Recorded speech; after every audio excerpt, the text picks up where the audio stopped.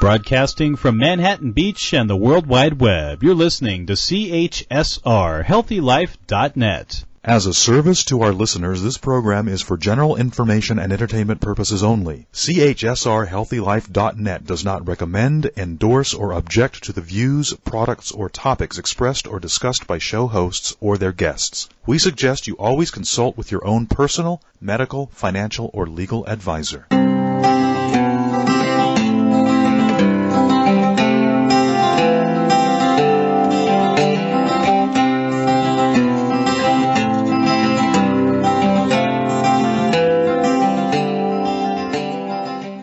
Greetings. You're listening to Guiding Stars Evolutionary Astrology Radio. This is Kristin Fontana, and I'm here with my friend and colleague, Rose Marcus, my co-host.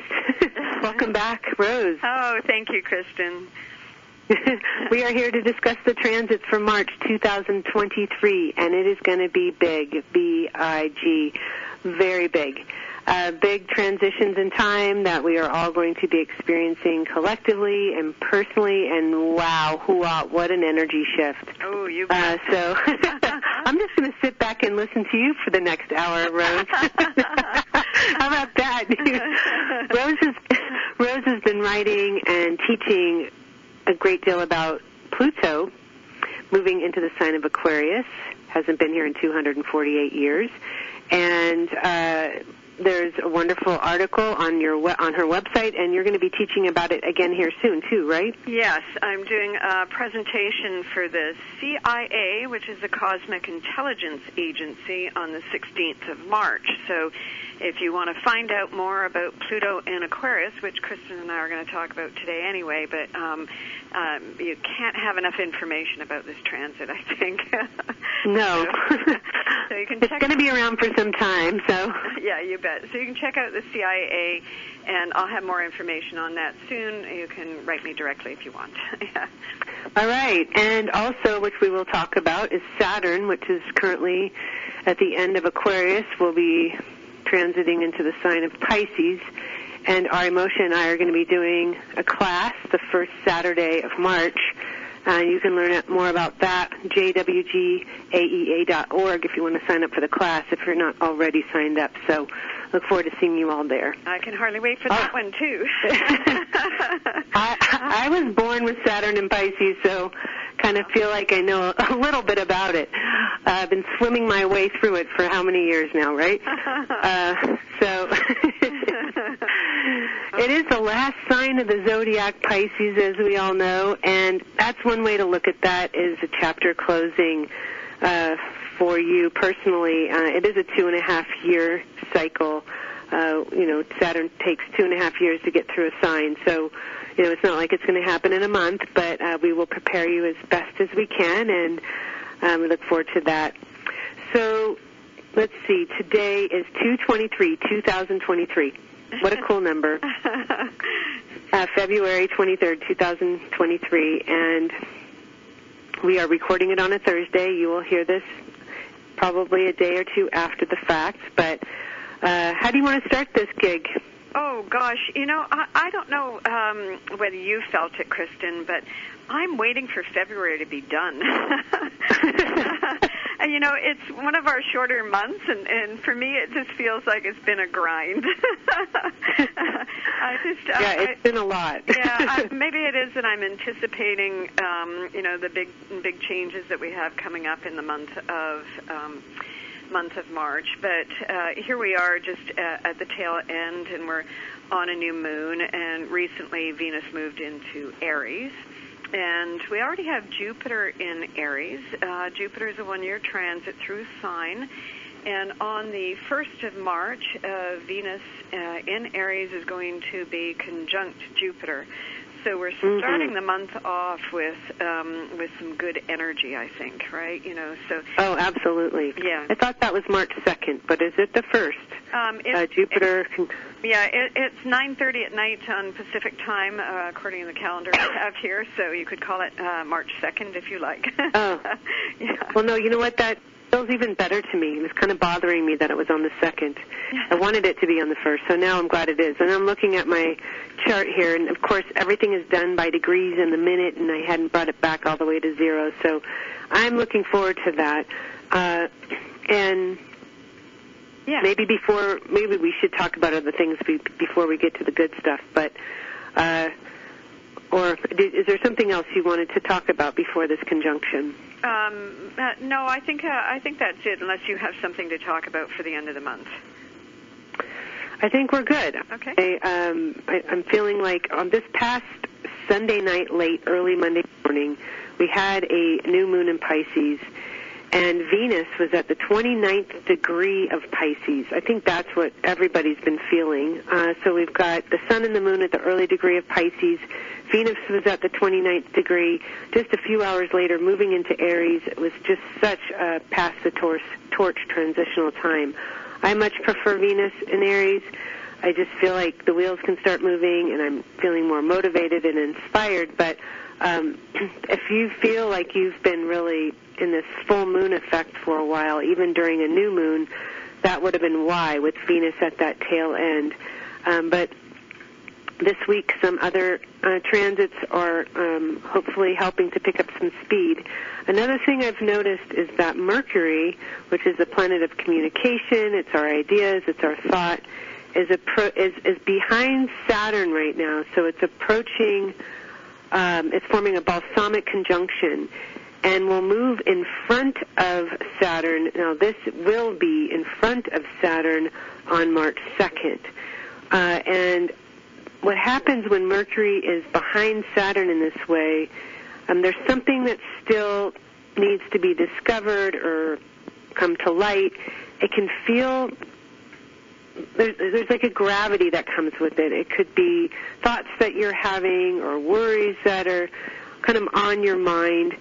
But once Mercury moves in front of Saturn, to me, it feels like a solution. There's a solution, there's an answer, there's a breakthrough, and so that's literally a week from today as we're recording this, not far off at all. What do you feel about that? Well, I love the fact that we've got this Venus-Jupiter conjunction in Aries, and that's exactly it. Aries gives you more energy, so it's inspirational, it's passionate, it's driven, it's like, yeah, let's just get into this, right? So it's got that.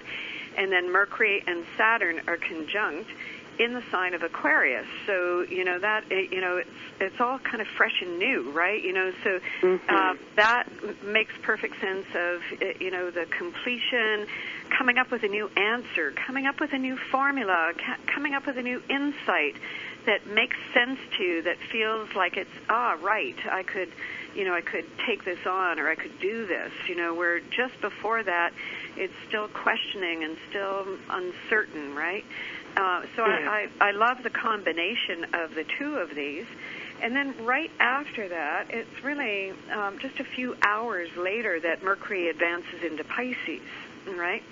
So the conjunction takes place right at that last 29 degrees, which, of course, we astrologers watch as kind of the 29 degrees can go either way, in terms of fruition or things falling apart. But I think it is just really at that kind of choice moment that conjunction here is really. And Aquarius, by the way, is accelerating, right? So. Oh yeah, I mean, I think the way I'm really reading this too is that, as we all know, Mars is in Gemini, and has been since the end of August. It's well out of its retrograde. It's still not out of its shadow until the middle of March or something. Yeah. But it's nevertheless moving fast and forward. And Gemini has to do with options, 2 options and more, and Mercury rules Gemini. So what it feels like is if you've had a lot of balls in the air and you've been having too much on your plate, or you don't know which way to focus or which direction to go, once Mercury crosses in front of Saturn, then it can allow you to secure your footsteps and your focus a bit more. I think when it's balsamic, you can feel completely overwhelmed with all that you have to do, or not really know the best use of your time and energy. And maybe you're really wanting to, blaze new trails, as they say. Maybe you're really wanting to break free from your old program and what you're doing, or get out of the work you're doing and wanting to make some kind of radical change in your life. Once Mercury moves in front of Saturn, I really feel like the way will be clear. I absolutely love the Jupiter-Venus conjunction in Aries the night before that. The two most benevolent planets that we have. And to be in Aries, it's a brand new sign. It is a door-opening energy. So when a door opens and the light comes in, or the awareness is had, or you meet somebody spontaneously, some opportunity lands in your lap, then that Mercury in front of Saturn becomes crystal clear. You'll know exactly where you want to go. And so I don't want to oversell this too much, Rose. Being a Sag, I can do that. And, sometimes, it's not going to mean all things for all people, but it definitely will be at least a very strong intuitive hit. It can be magnanimous. It can be very generous in a sense. You can feel inwardly very motivated, or you can call into your life something that allows you to feel validated, to keep on going, giving you that fire in your belly that you want to feel. So I'm just so curious to see how this is going to manifest for a lot of people. Obviously, if it's forming an exact conjunction in your chart to a personal planet, I think that's probably one of the best manifestations of that. Trines are a little bit softer, I think, but they're still nice. What do you think about that? Yeah, well, I think it's a really interesting thing, and what you just said a moment ago about the Mars transit and options, right? So, when you're in dilemma, you're trying to figure things out, you just really can't see your way clear. And as these two, the Venus, Jupiter, and Saturn, Mercury, move forward into new phases, as I say, the racehorse becomes more obvious. And in terms of your picks, right? So as you start to you focus in on one thing, the other thing kind of dissipates or diminishes in view, and that's exactly Mercury moving into Pisces. It kind of dissolves, whatever it is that isn't strong enough to be carried forward, and so it's kind of one supersedes the other. And you're not even thinking about that other option or that, that other thing that was bothering you, because this thing is so strong. And it's kind of like putting all your eggs in one basket.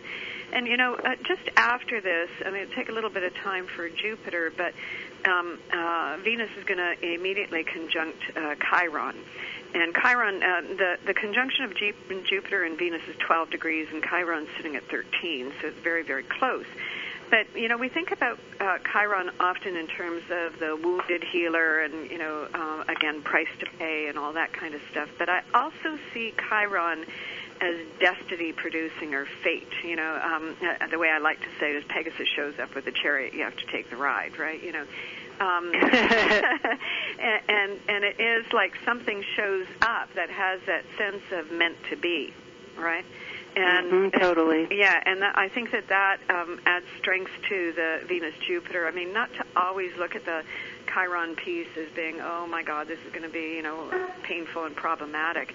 It can sometimes be gifting, right? So. Oh yeah. Yeah. Chiron can be like a Pluto experience, and it can feel wounding, but it also can feel healing. Just like any asteroid or any planet, there's going to be a light and a shadow to what they potentially could produce in our life, depending on what it is that we need to heal from or what it is that we need to feel through. For sure. Exactly. And what Chiron's always going to do is call forth from the soul, right? So it is whatever the soul wants to take on is going to show up, right? I was just advancing forward, and that'll be March 12 by the time Jupiter and Chiron are together. So just for folks out there wanting to know.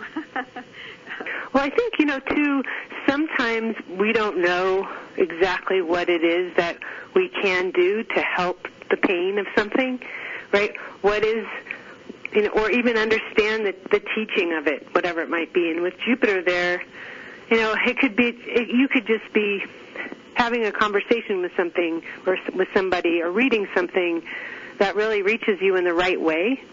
It could be one sentence that just reaches you in the right way. Jupiter is the teacher. It's the wisdom holder. It helps you understand. Jupiter says there must be a reason for it. Jupiter doesn't say, why did this happen to me? Jupiter says there must be a reason for it. And so when Jupiter joins Chiron, Jupiter can show you the reason for it. And when we hear the truth, we know it. When Jupiter is around, we feel it. There's like no reason to question it. So that it will be helpful for letting something go, in my opinion, around that time. So I think the stars always conspire on our behalf, don't they? Doesn't always feel that way, but yeah, I'd say that's supposed to be true. Yeah, so that's a good way to start the month, right? So I think that we're going to hit the ground running one way or another as March rolls in. And then moving into the first week of March, just before we get to Saturn's entrance into Pisces, we have a full moon. And the full moon is on the 7th, the same day that Saturn enters Pisces. The full moon will be at 16 degrees Virgo, this is Virgo Pisces. And so that's kind of an interesting transit.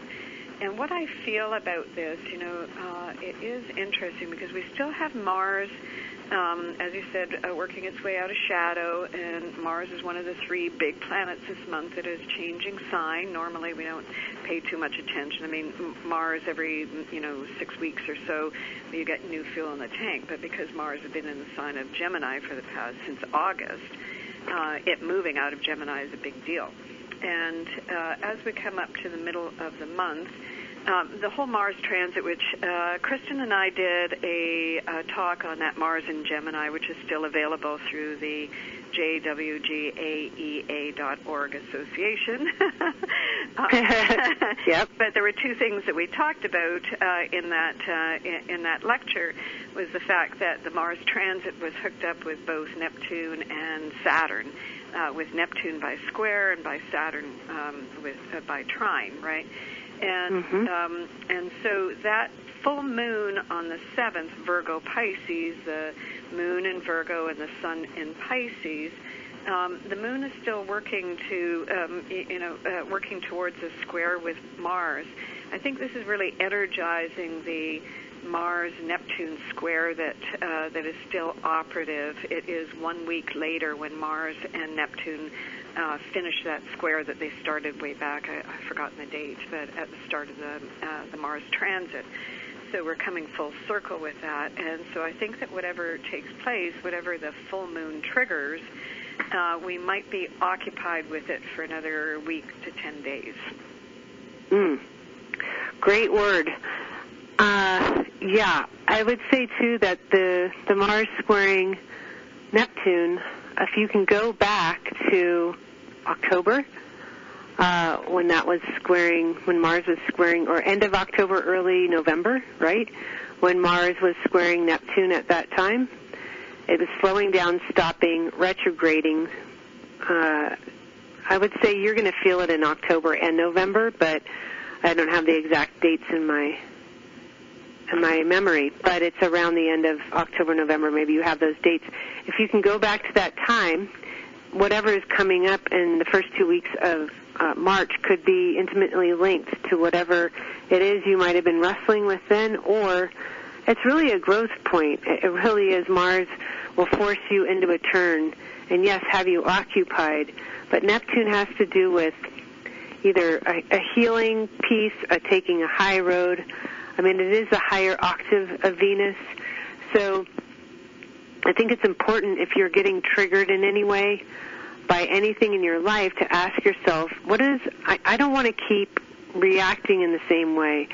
What is the best way to respond in this situation? Like, I want to be able to know that I'm not going to recreate what I keep calling into my life. So really asking yourself, what is the highest way to heal this and dissolve it, in a sense, if you don't want it to come with you moving forward. So what are your thoughts on that, Ryan? Well, yeah, and I just looked up the dates for our listeners out there. October 11, November 19, and March 14 are the 3 dates when Mars was in dynamic tension by square to planet Neptune. So you might think back, and, maybe we don't even have to be that specific. Mars has been taking us through, some key learning, some key circumstance, and this has got to do with something very important. Mars is the embodiment of soul desires. And this is the last time that Mars is going to do a retrograde cycle while Pluto was finishing up its journey in the sign of Capricorn. So there's something really important about the finishing off with that particular piece. So you might look back and see what was it that launched in about summertime in August there, middle of August someplace, and know it or not, this has been a work in progress. For me, I have to say that I've just discovered something about my health. And this is kind of, Neptune is the immune system and, all that kind of stuff. But, Neptune is something that you don't see, right? So progressively. Oh, yeah. This has been revealing something. I'm surprised that I see this, something that was, with Gemini, this idea of something very obvious that you didn't notice. For me, that's exactly what it's been. How did I not notice all this time that that's what I was dealing with progressively? And I think that this has been a matter of the retrograde. The retrograde has been a matter of the necessity to gather more information, gather more information, gather more information. And you might not really understand that, like be able to understand the needle in the haystack in terms of logic or rationale. But I always say that the soul knows what it's looking for, right? And so something to note. Anyway, Neptune, I heard the station break, so maybe we should go to break and come back again, right? Sounds good. Okay, we will be right back looking at March 2023.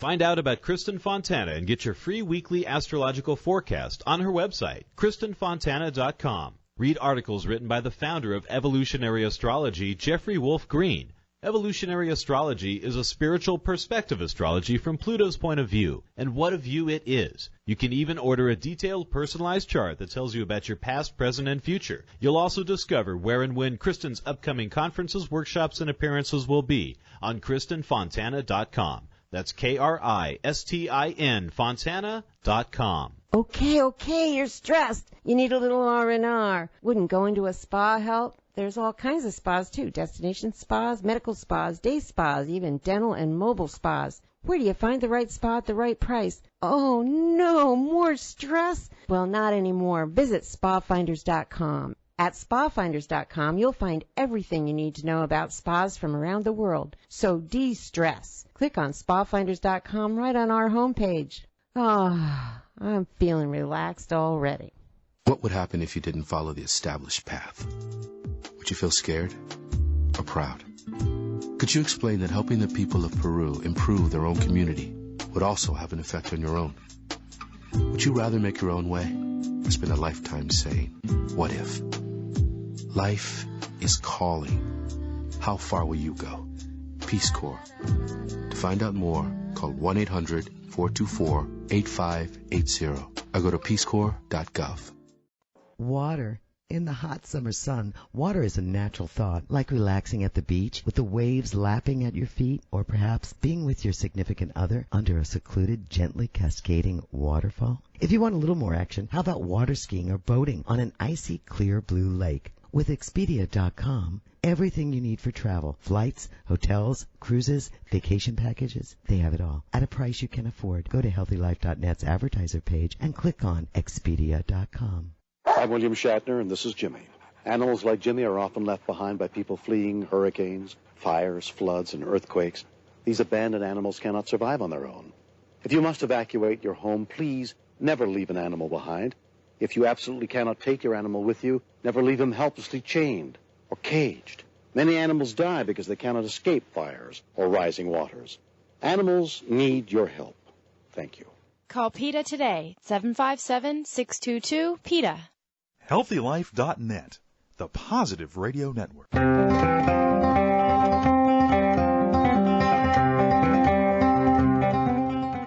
All right, we are are back. I'm here with Rose Marcus from Vancouver, Canada. And I wanted to share something, too, before we dive further into these trends, that, Jupiter-Venus can be very illuminating on some of those things that you just shared. Venus does have to do with, are we in balance with our bodies? Are we in balance with ourselves? Are we making time for ourselves? Are we making sure that too much energy is not going into others, right? Only to others, because how can we continue to give to others when we need to fill our own tank?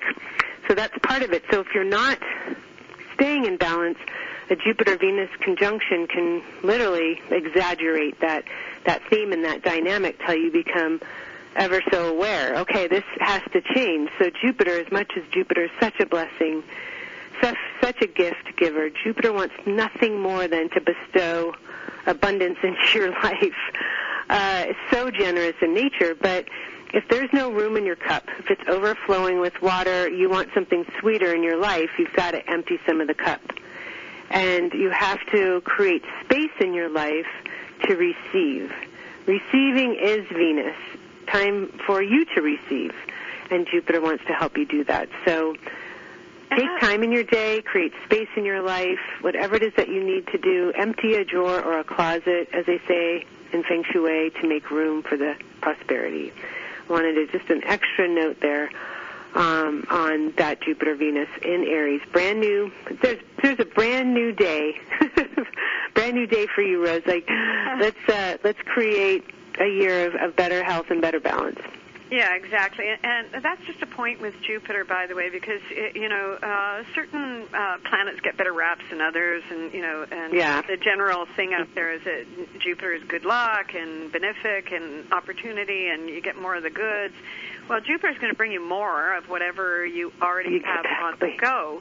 So if it's necessary for you to create the space, Jupiter is going to create overcapacity. It's like, I've got too much pressure on me. I've got too much of this going on, it encourages you to dump some of the excess so that you do have room for more, right? Exactly. Yeah, Jupiter is about indulging. If you've been overly indulging, I'll give an example. Like, I think of Hotai Buddha when I think of Jupiter, right? The happy Buddha. That's a very big belly. Too much indulging. Well, Buddha's only been indulging in too much joy, but for some of us, if you've been overly indulging in things that don't allow for balance, like you're overly indulging but you're not exercising or whatever it might be, then it can really show you the effects of that exaggeration. I mean, it's going to expand whatever it touches. So make sure you're thinking good thoughts, doing good deeds, reading good content, doing the right things for yourself that you need to stay in balance. And, I really do think it'll be a sweet gift giving and some type of expansive time that you remember. One other thought I wanted to, before we get going, because anytime we see a square, like Mars square Neptune, I don't know, what's that going to be? Don't leave the house, sometimes. I would say sometimes drivers don't really pay attention to the road too well into that transit. I especially notice that transit on the road, especially with Mars and Gemini. Boy, that's been interesting to observe. People, speeding or just not staying in their lane. So, just be mindful. But a square is not always bad.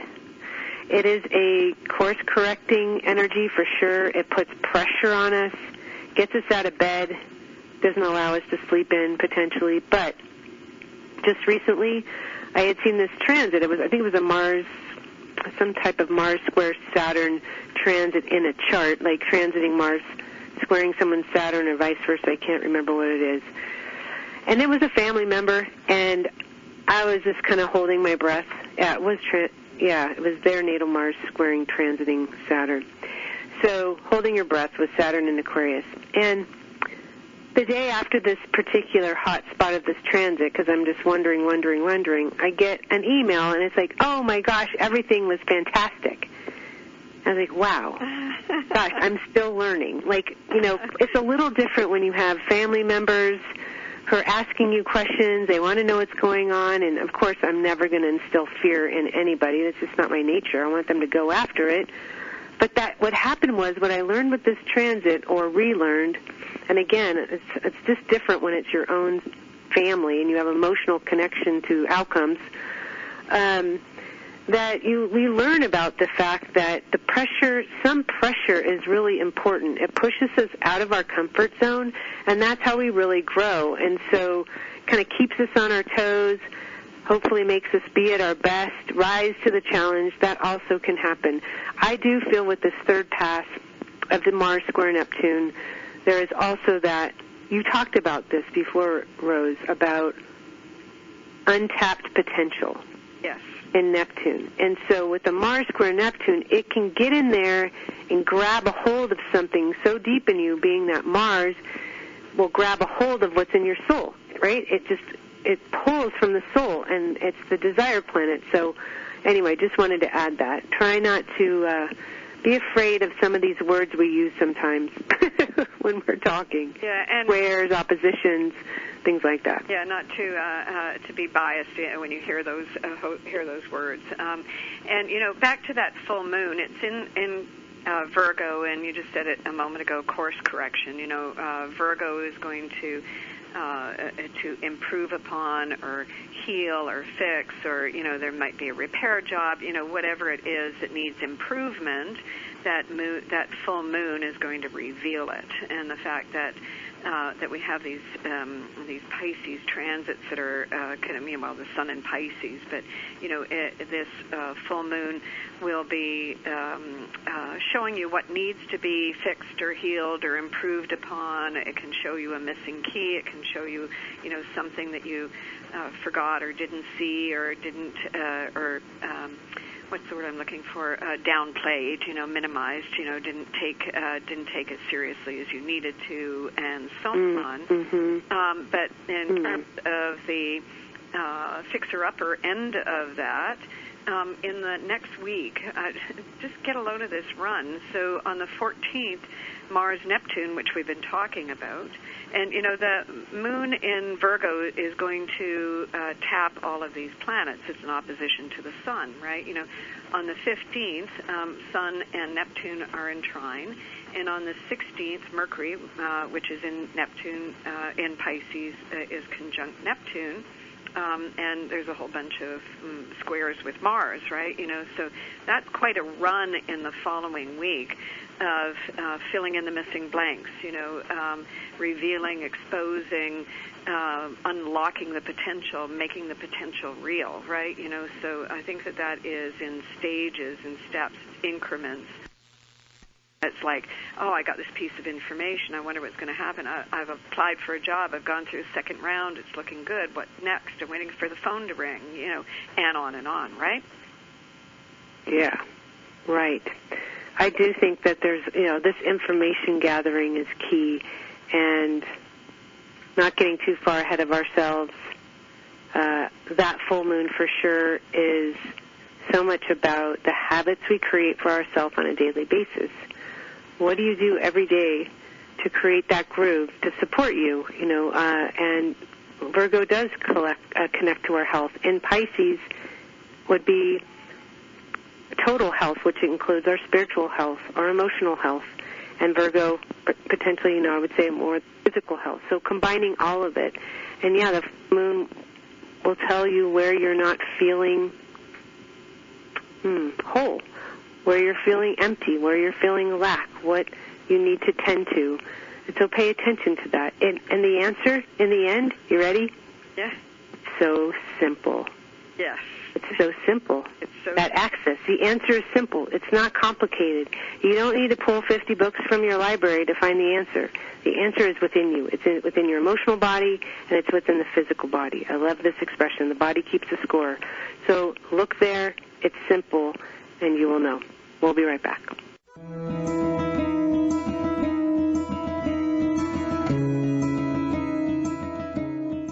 Find out about Kristin Fontana and get your free weekly astrological forecast on her website, KristinFontana.com. Read articles written by the founder of evolutionary astrology, Jeffrey Wolf Green, Evolutionary astrology is a spiritual perspective astrology from Pluto's point of view, and what a view it is. You can even order a detailed, personalized chart that tells you about your past, present, and future. You'll also discover where and when Kristin's upcoming conferences, workshops, and appearances will be on KristinFontana.com. That's Kristin, Fontana.com.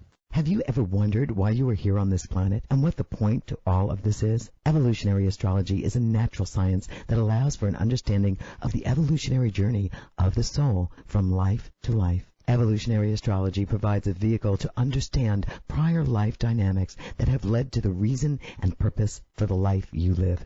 It offers a depth of information and insights about each person that no other type of astrology can provide. As Jeffrey Wolf Green, the founder of Evolutionary Astrology, says, for those who wish to unveil the depth of who you actually are, I would highly recommend that you seek out qualified evolutionary astrologers such as Kristin Fontana and other graduated students of the School of Evolutionary Astrology. For those who are considering becoming an astrologer to make it a natural career, I'd recommend that you consider Jeffrey Wolf Green's School of Evolutionary Astrology, where it will assist you in answering and your clients answering a big question. Why am I here? Thanks for listening, and God bless. Okay, you're stressed. You need a little R&R. Wouldn't going to a spa help? There's all kinds of spas, too. Destination spas, medical spas, day spas, even dental and mobile spas. Where do you find the right spa at the right price? Oh, no, more stress? Well, not anymore. Visit spafinders.com. At spafinders.com, you'll find everything you need to know about spas from around the world. So de-stress. Click on spafinders.com right on our homepage. I'm feeling relaxed already. Whether you're taking a short trip or traveling across the world, Magellans.com is the world's most trusted source for travel, and they guarantee 100% satisfaction. They have everything you need to make travel just a bit more pleasurable. Who doesn't like that? They have travel alarms, clothing, the best luggage, wallets, everything you need except the ticket. Visit the advertiser page on healthylife.net and click on Magellans now. You will not only see their travel products, but get a free catalog and read articles with tips on how to make your travel easier. Visit the advertiser page and click on Magellans now. HealthyLife.net, where positive overcomes negative. All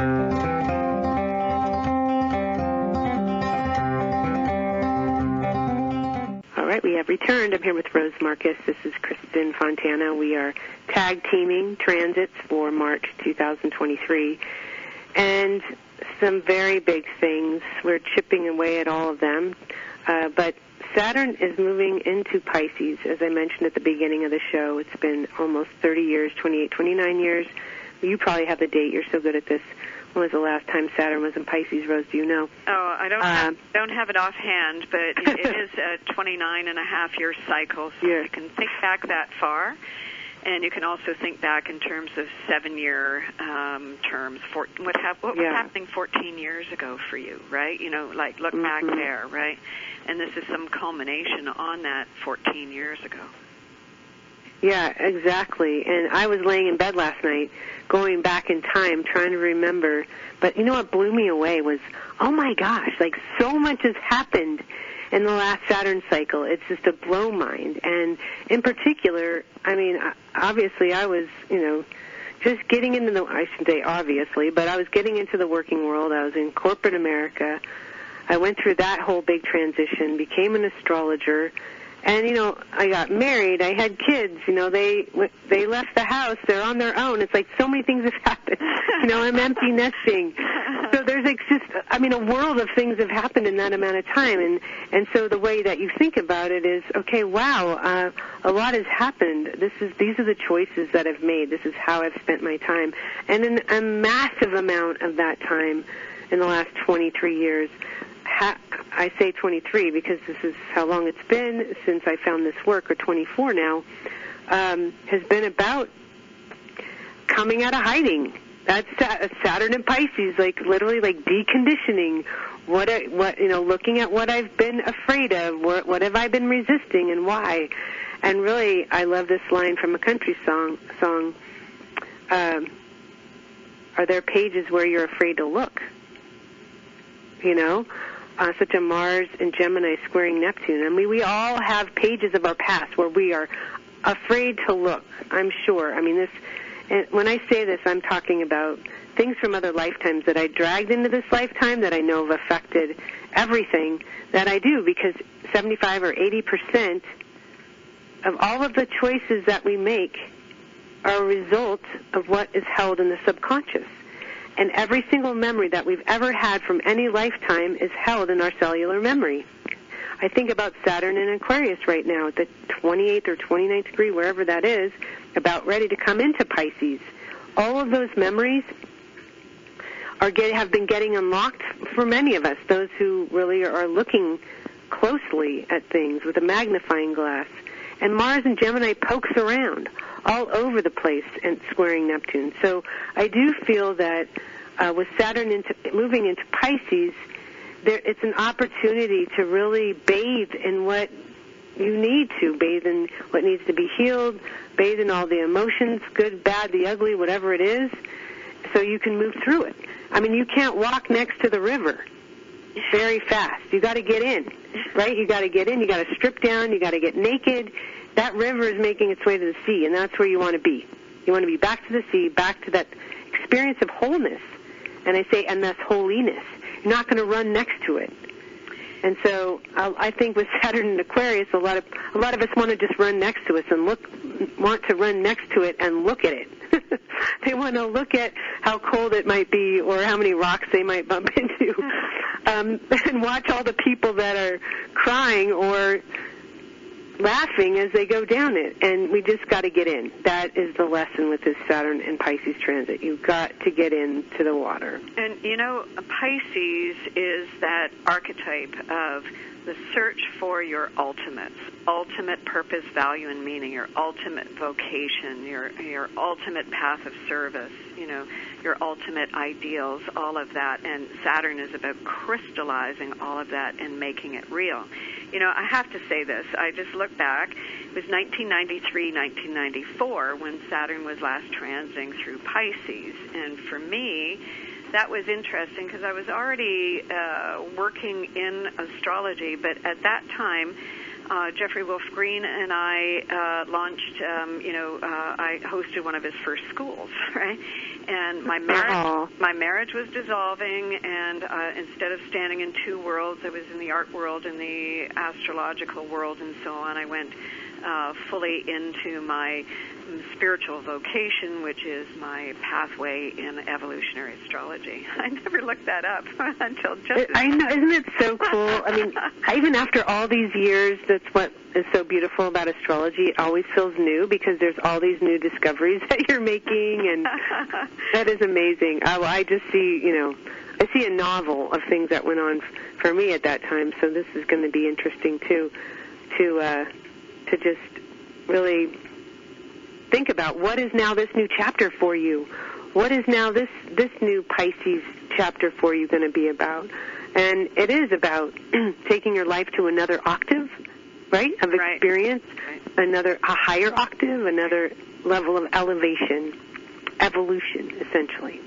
Yeah, that's exactly it. So, it is. And, of course, Saturn, Pisces is a dual archetype. So, for one, it's dissolving something. And Saturn's all about our crystallized patterns and, what's locked in there and the limits of consciousness and so on. As Saturn moves through Pisces, it dissolves that structural dynamic, that framework, I meant to say, so that you can entertain possibilities that are in keeping with, what is in your highest and greater good, the higher meaning, the higher purpose of the bigger picture, the broader picture of things, right? So they're two things. And, of course, the Pisces archetype, our slogan here is relinquish, surrender, transcend, right? And so while Saturn moves through Pisces, you may come to a greater realization that it is time to let go, that it is time to loosen the grip that you might have on things. And it's like that, as you said a few moments ago, with Saturn in Aquarius, holding your breath. Might be time for that breath out, and as that breath out, you relinquish, you let it go, so that you can fill up with a fresh glass of water, right? Yeah, and I think that holding the breath is the fear of something too that can happen, and the Aquarius piece connects to unresolved trauma from the past that might have had you holding your breath, and it can definitely lead to a fear of something in the future. And so there's so much that can be released through the breath and through meditation, etc. But I really feel it's important to remember that, the fear of something is typically far worse than the actual reality. Like even running next to the river, fearing how cold it is or treacherous it might be. Sometimes you just got to get in, and then you're like, wow, this feels amazing, actually. It feels amazing to be carried. It feels amazing to release so much emotion that I feel like I literally am weightless, because when you do get into the river of emotion, and it is intimately connected to Scorpio and Pisces. Pisces, that's the waterway. When you surrender to the river, there's freedom there of letting go of the emotion, like a big cry that you've been holding on to. How many times have you talked to people who've lost someone that they loved and haven't been able to cry? They're so shocked or traumatized, or they can't believe it. And then when they finally allow themselves to cry, there's so much that can be released. There's so much gravity that they can let go of. So again, water is a key component to this, to setting us all free in that respect. So we'll be right back for one more segment after the break.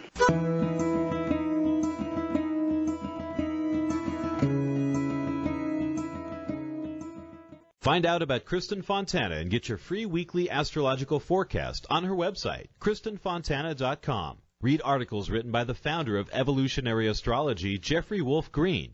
Evolutionary astrology is a spiritual perspective astrology from Pluto's point of view, and what a view it is. You can even order a detailed, personalized chart that tells you about your past, present, and future. You'll also discover where and when Kristin's upcoming conferences, workshops, and appearances will be on KristinFontana.com. That's KRISTIN Fontana.com. If you're like the 8 out of 10 women that say finding jeans that fit is a problem, well, your problem is solved. Lee Jeans has done extensive research, and they have jeans that fit.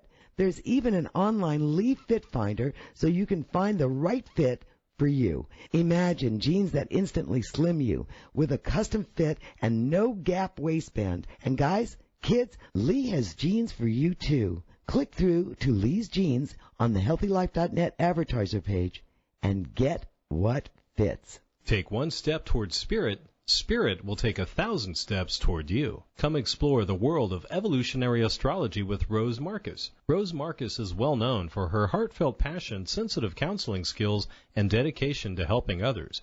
You can now study evolutionary astrology from the comfort of your own home through live teleconference classes with Rose. To register for the next Evolutionary Astrology School, to read your in-depth monthly horoscope, or to book a private astrology with Rose Marcus, please visit her website, www.rosemarcus.com. Oh, man, it never fails. My suitcase just got ripped apart. Life is a journey. Make it a pleasant one. Use Samsonite. You know the name. For almost a century, Samsonite luggage has proved itself to be the worldwide leader in innovative travel solutions. Let it be yours. Visit HealthyLife.net's affiliate Samsonite on our homepage and click to look at the fine luggage from suitcases to golf travel bags. And don't forget, take a look at their travel accessories. Make life a journey, a pleasant one, with Samsonite. In college, I took a lot of history and liberal arts classes, and frankly, I don't remember much of any of it. But as an adult, I find myself engrossed in fascinating programs on the A&E and History Channel. They've pretty much helped me to be pretty impressive at social functions, and I just found out today that I can purchase DVDs of my favorite A&E and History Channel programs right through HealthyLife.net. You should visit HealthyLife.net and order your favorite A&E and History Channel program DVDs as well, and then discover how many people you can impress during your next social occasion. HealthyLife.net, the positive radio network.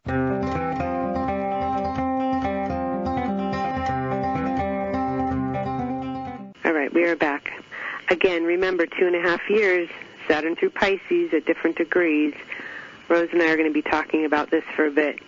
But we've got 8 minutes, and so I really want to make sure we talk about that transit, the Saturn transit starts with a bang, in my opinion, a boom and a bang. We haven't even talked about Pluto and Aquarius yet, but we do have plenty of time next time. But remembering that Mars will be entering the sign of Cancer on what day? On the 25th. And we'll be trining Saturn in Pisces the end of March. I realize you and I are going to be gathering around that time probably, but we want to give people a heads up, right? This is like super important.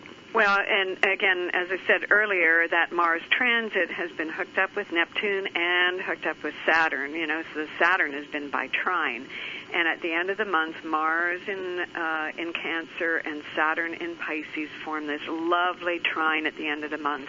And on that same day, we have Venus and Uranus conjunction as well, too, which is something new. So I think that the month starts and ends, with good energy. Mm-hmm. It's a wonderful thing. I wanted to say one other thing about what you were talking about, Saturn in the water. It just came to mind of the polar bear swims. I don't know if you've seen that, where people challenge themselves to go into the water at the first of the year.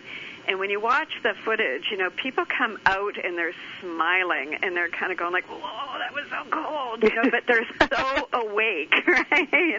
Kind of like face your fear and come back awake and you're refreshed. And then you can entertain those new possibilities. Just kind of, that vision came into my head while you were talking. Well, it's just like anything when you're standing at the shore, at the beach, and you put your toe in, it's pretty cold. It's always colder on your toes. What is that? But I know growing up when it was on my feet or my ankles, I thought there wasn't anything more cold than that. And then, but when you just run out there and just put your whole body into it, it's just transformative, for sure. Not bit by bit. Pisces is all about submerging yourself totally. Total immersion. Not in pieces. Total immersion. That's what it is. And Mars is entering Cancer. It was just in Gemini, which is literally about in pieces. In pieces, third house, Gemini goes right into the water, just head first. Dive in. Submerge yourself. That's what it wants you to do. That's what's inviting you to do. That you'll get so much more out of it is if you literally submerge your entire being into whatever it is that you want to do, you feel driven to do, whether it's to heal the past or to change the world or whatever it is, to write a book, just, whatever you do, immerse yourself. It becomes very difficult when you were talking about this, Rose, early, too, about the horse race, what is it? The racehorse. The racehorse becomes obvious. I love that. I love that. It's very, very cool. But because it's the one that's speeding ahead. Like that's the one you want to focus on. You don't want your attentions divided. You're going to focus on the horse that's going to win, which is the horse that's leading you into your future, which says, "Follow me. This is where you want to go." I mean, without question. So when we just divide our attentions, it diffuses the energy and dissipates it in a way that doesn't allow us to be as productive because our mind, our thoughts, our energies are divided. It creates a certain sort of focus to really make the kind of impact that we want to make. And that does happen the end of March if you are taking steps toward that kind of commitment in your life in some way. Right, and productive is one thing, reward too, right? You have to go full tilt if you want maximum reward. It has to be all of you, not a part of you and some of it in reserve, right? Yes. I love that. Yeah. Bring it on. Bring on the reward. Bring it on.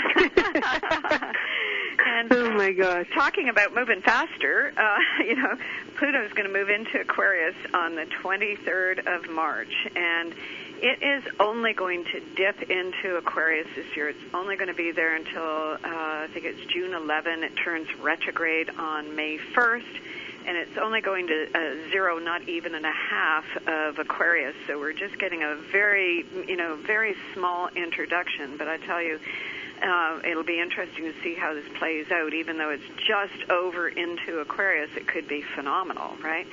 So Aquarius, is going to, Pluto in Aquarius is going to speed things up. That's an acceleration archetype. So where Pluto in Capricorn has been slowly grinding at it. We've had, Saturn transits, we've had all this Mars retrograde. Everything's been, a slow grind. You can expect that Pluto in Aquarius to push the acceleration button in some dynamic way, right? Tell everybody when it comes back for good. January next year, is it? It'll be so it'll be in Capricorn from January 11th to the start of from June 11th to the start of January, and I haven't got the exact date there, but from January until September it will be in Aquarius, and from September to November, I think it's the 24th of November, 2024. It will be just finishing up in Capricorn. So from November 2024 to 2044, it's going to be traveling through the sign of Aquarius.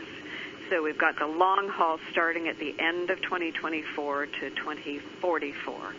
So we're going to have a long time to be dealing with this transit, right? Pluto's transit is, 12 to 30 years through a sign. It's been traveling through Capricorn since 2008. This is momentous.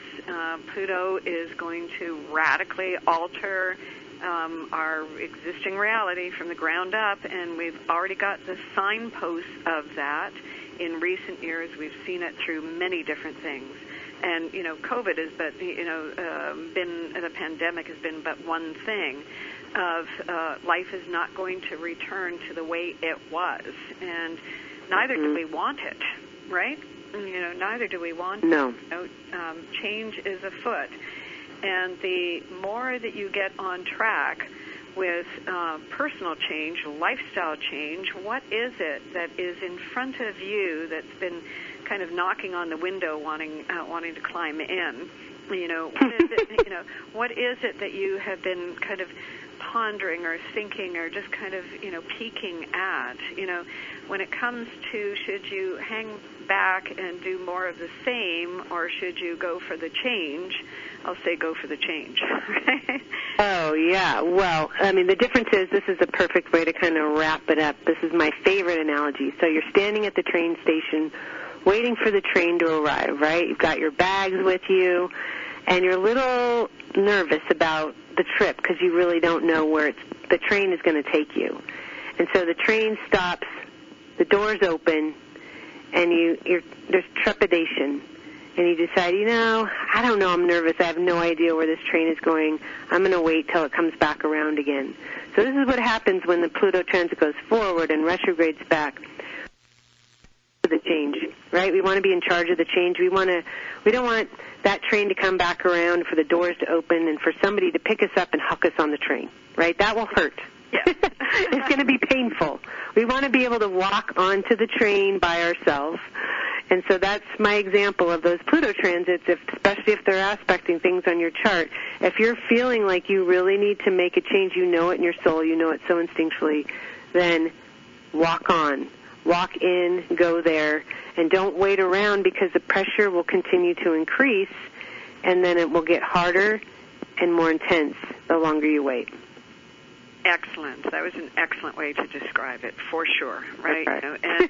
And you're not going to know, it's going to be, despite the fact of the acceleration of Pluto in Aquarius, it's going to be in increments right through until the end of 2024. It's solidly into 2025, and we've got kind of a 2-year window. Let me say this as well, too, because in 2025, 2026, we have some other things changing sign. Neptune's going to go into Aries, Saturn's going to go into Aries, Chiron's going to move into Taurus. There's going to be a lot of big change coming up. You may be into a 2 or 3 year cycle before you get on to something else yet. So that's okay, too. It may be doing this for now as a stepping stone to something that will be more permanent later. Maybe yes, maybe not. It depends on what it is for you. But let's just say that it is for every single one of us to entertain something fresh and to be courageous enough to go exploring and see what it offers you. Yeah, Rome was not built in a day, as they say. This will not happen overnight.